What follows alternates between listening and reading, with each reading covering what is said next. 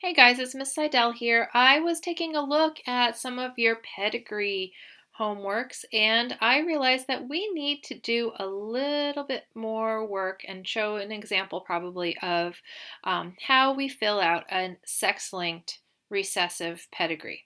So I'm going to do this example here. I think we're going to say that this is a pedigree for a trait like color blindness. Now remember, with your sex-linked or X-linked traits, those are carried on your X chromosomes.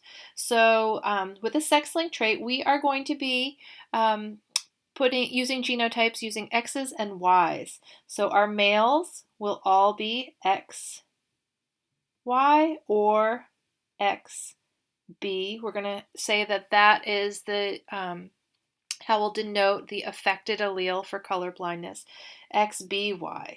So the first thing we do in this particular pedigree is we go and fill in all of the males because we can look at them and we know that if they are affected, then they have a genotype of XBY. And if they're unaffected, then they have just plain XY. So let's go through and fill in the males. Those are the squares. So that would be XY, XY, XY. And that looks like that's all the unaffected males. So our affected males would be XBY, XBY, oops, XBY, XBY, and XBY. Don't want to forget about you. Okay, so once we figured out all of the male genotypes, now we can go and start to fill in the female genotypes. Females are going to have two X chromosomes, and they could have two unaffected X chromosomes, they could have one unaffected and one affected X chromosome, or they could have two affected X chromosomes. If the only way that a female will show the trait, if this is a recessive trait and it's X-linked, is if she has two affected X chromosomes. So we can fill in our affected females first. So number 1 is affected, so she would be XB, XB. Number 8 is affected, again, XB, XB. And number 14 is affected. She is XB, XB. All right, so we've gotten them done. Now we need to figure out for the unaffected females, are they carriers or not? And the way we can do this is by looking at their offspring or looking at their parents. So if we look at individuals number 4 and number 6, they have a mother who's affected and a father who's not. You know that the females all get one X from their mother and one X from their dad.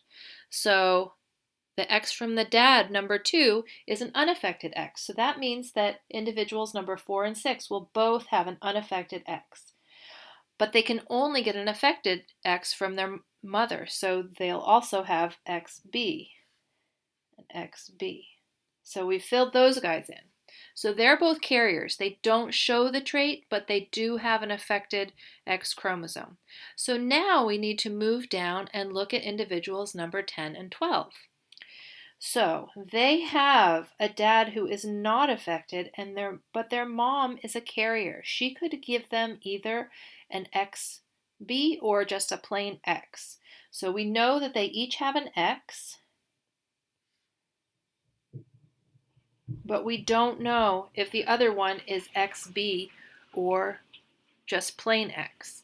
So we are actually going to say, because they don't have children, we can't tell for sure. So we are going to say that they are XX or XBX.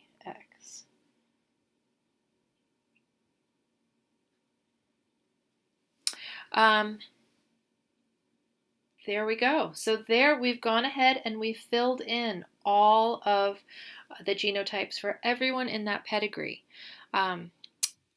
Hopefully that was helpful. If you have more questions about doing sex-linked recessive pedigrees, please send me an email. I am happy to help you out. And we can go over another example as well if you think that would be helpful. All right, see you guys soon.